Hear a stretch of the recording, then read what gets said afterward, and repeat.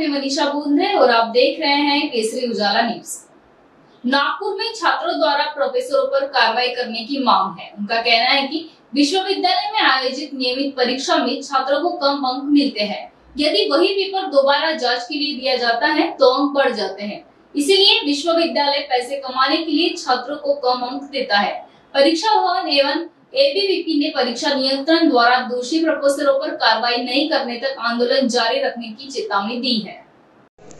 आंदोलन कशासाठी आणि काय मागणी? नमस्कार, अबुझर हुसेन, अखिल भारतीय विद्यार्थी परिषद विदर्भ प्रांत मीडिया संयोजक। आज आम्ही या ठिकाणी एकत्रित आलो आहे।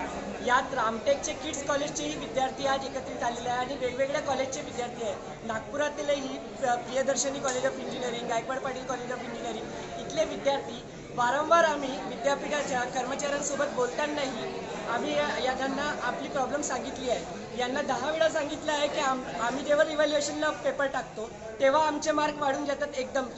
मग आधीच पेपर चेकिंग करताना, आधीच पेपर तपासताना यांच्याकडून का चुका असं होतात आणि हे चुका जेव्हा होतात तर तेव्हाच त्यांच्यावर कारवाई का केली जात नाही?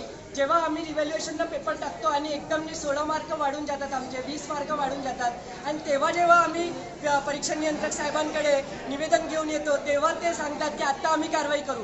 म्हणजे आधी तुम्ही का कारवाई करत नाही? आधी अशी चुका का घडत राहतात? आणि आज तर परीक्षा नियंत्रक साहेबांनी डायरेक्ट असं म्हटलेलं आहे यात परीक्षा विभागाची काही चुकी नाही। आणि जेव्हा आमच्या विद्यार्थ्यांपैकी एक विद्यार्थी, मी स्वतः त्यांच्यासोबत तेव्हा बोलायला गेलो होतो तर तेव्हा त्यांनी डायरेक्ट कॉलरवर हात टाकला आहे आज। आणि यामुळे आज परीक्षा नियंत्रक साहेबांच्या आम्ही राजीनाम्याची मागणी करत आहोत। आमचे काही डेलिगेशन, आमचे काही विद्यार्थी कार्यकर्ता आतमध्ये गेले आहे, ते साहेबांसोबत बोलत आहे। आता जर आमची प्रॉब्लेम सॉल्व्ह झाली नाही, जोपर्यंत आमची प्रॉब्लेम सॉल्व्ह होणार नाही तोपर्यंत हे विद्यार्थी इथून उठणार नाही किंवा साहेब जोपर्यंत राजीनामा देणार नाही तोपर्यंत विद्यार्थी हे इथून उठणार नाही आहे। हे आंदोलन तसंच सुरू आहे। धन्यवाद।